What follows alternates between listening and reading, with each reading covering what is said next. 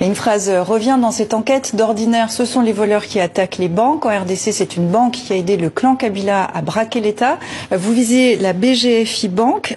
Qui est cette banque ?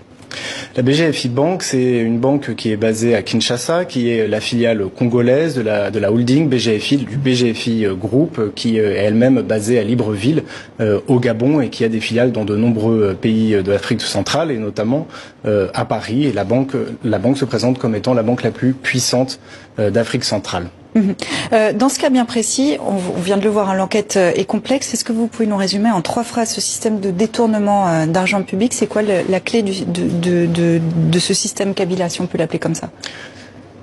3,5 millions de documents bancaires, c'est un échantillon. C'est un échantillon de ce que a pu être la kleptocratie pendant l'ère Kabila. Mais c'était un échantillon assez volumineux. Il faut savoir que cette banque, elle a été capturée. Elle a été capturée par le clan Kabila. Elle était dirigée par le frère adoptif de Kabila, Francis Selemani. Et 40% des parts appartenaient soi-disant à la sœur de Kabila, Madame Gloria Mteyou. Et ensuite, cette banque s'est mise au service du clan Kabila en détournant de l'argent public et qui est ensuite allé vers des sociétés qui appartenaient à ce cercle très restreint. Comment vous avez eu ces documents? Je vais évidemment pas vous dire comment nous avons eu ces documents. Je vous pose évidemment la question. Bien sûr, protection des sources. Mais en tout cas, nous avons obtenu ces documents ainsi que le site français d'information Mediapart. Nous les avons partagés avec de nombreux autres partenaires afin que nos enquêtes soient les plus abouties, les plus crédibles possibles. Alors, l'histoire du groupe BGFI est déjà associée à des fuites de documents, les Lumumba Papers, qu'on doit à Jean-Jacques Lumumba, ancien cadre de la BGFI. Jean-Jacques Lumumba est à la tête d'un mouvement politique. Est-ce qu'il a un agenda politique? Alors, il est à la tête d'un mouvement de lutte anticorruption qu'il avait créé, qui s'appelle UNIS.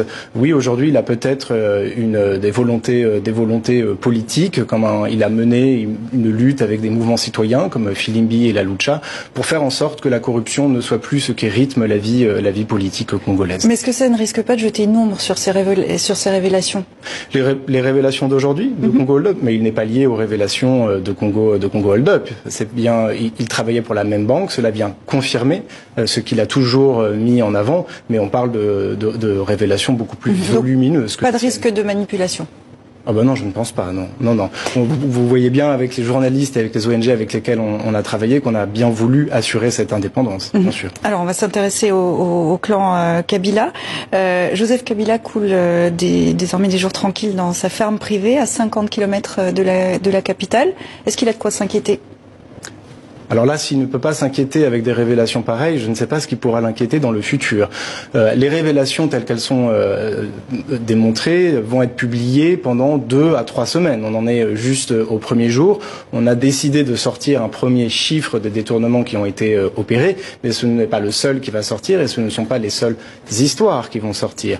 Donc pendant 2 à 3 semaines, beaucoup de choses vont être présentées pour expliquer comment le peuple congolais a été volé de son argent public. Il y aura de quoi monter un dossier judiciaire, c'est ça que vous nous dites? En tant qu'avocat, je peux vous dire que oui, il y a largement suffisamment d'informations. On parle de documents extrêmement crédibles. Un exemple d'information qui va sortir dans les prochaines semaines?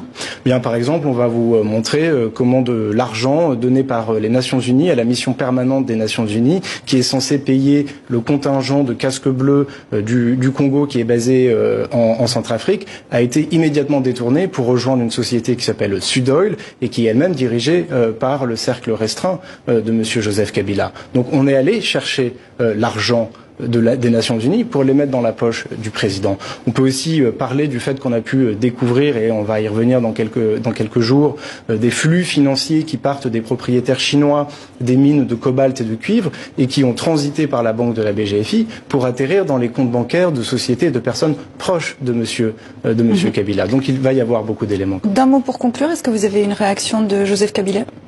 Non. Alors vous savez, quand on fait de telles enquêtes, on envoie évidemment des confrontations, des droits de réponse à des centaines de personnes. Je pense que 600 ou 700 lettres ont dû partir, certaines très courtes, certaines faisaient 30 à 40 pages. On a eu pour la plupart 0 réponse. On a eu quand même une réponse de l'inspection générale des finances du Congo, M. Alingote, qui a qualifié la banque de mafieuse. Précision importante, depuis ces révélations, la rédaction de TV5 Monde a cherché à contacter des proches de Joseph Kabila.